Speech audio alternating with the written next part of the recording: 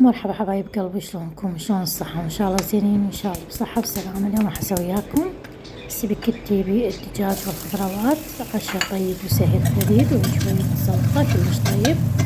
هنا أنا مثل ما شفتوا خليت بصل على النار بس ياخذ هذا اللون الحلو. راح أضيف الدجاج مقطع مكعبات صغيرة بهذا الشكل. عندي صدرين من الدجاج خليتهم بهذا الشكل، ومحمسة البصل حتى تصير لونها أبيض. نحمسون شوية. أضيف البهارات، عندي كاري وبابريكا وشوية بهارات الدجاج وشوية من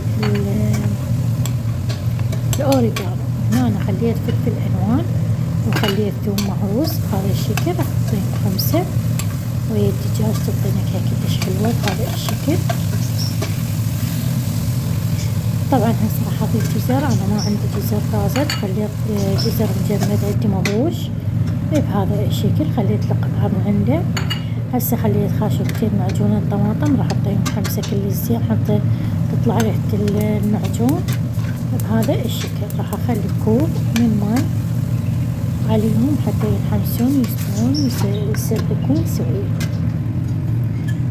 هنا طبعا عندي سباكيتي سالقتها أنا وماي وملح بهذا الشكل. هذه الصلصة بعد ما استوت ويانا صارت كلش حلوة. خليت السباكيتي بهذا الشكل، حركتهم تحريكة حلوة، وراح أضعف النار وأخليهم لمدة 5 دقايق على نار هادئة حتى تتشرب كل المكونات. وهاي هي السباكيتي اللي قدمناها وياكم، وإن شاء الله تعجبكم حبايب قلبي. ولا تنسوني باللايك والتعليق والاشتراك، وضربوا على الجرس حتى يوصلكم كل شي جديد. ودمتم في أمان الله.